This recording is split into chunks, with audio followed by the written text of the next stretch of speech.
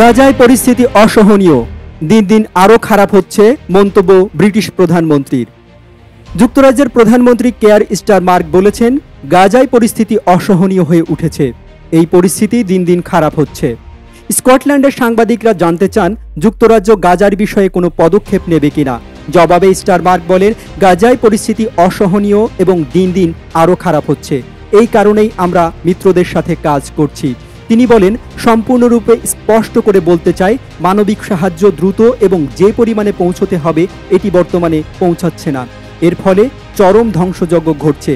এদিকে সোমবারও উত্তর ও মধ্য গাজা উপত্যকায় ইসরায়েলি ড্রোন হামলায় এক শিশুসহ ৮ ফিলিস্তিনি নিহত এবং বেশ কয়েকজন আহত হয়েছে। স্থানীয় সূত্রের বরাতে টিআরবি গ্লোবাল জানিয়েছে, উত্তর গাজার জাবালিয়া শরণার্থী শিবিরে আল ফালুজা এলাকায় একটি ইসরায়েলি ড্রোন বেসামরিক নাগরিকদের দলকে লক্ষ্য করে হামলা চালায়। এই হামলায় ৪ জন নিহত হয়। আরেকটি পৃথক ঘটনায় উপত্যকার কেন্দ্রীয় অংশে আল বুরেইজ পৌরসভার একটি গাড়িতে ড্রোন হামলায় আরও ৩ জন নিহত হয়। এছাড়া দক্ষিণ পশ্চিম গাজা শহরে আল দাহদৌ চৌরাস্তার কাছে ইসরায়েলি ড্রোন হামলায় ১৩ বছর বয়সী মোহাম্মদ আল্লাম আবু আসি নিহত হয়েছে। গাজার স্বাস্থ্য মন্ত্রণালয় এবং আন্তর্জাতিক সাহায্য সংস্থাগুলোর মতে, আগ্রাসন শুরু হওয়ার পর থেকে হাজার হাজার ফিলিস্তিনি নিহত হয়েছে, যাদের বেশিরভাগই নারী ও শিশু।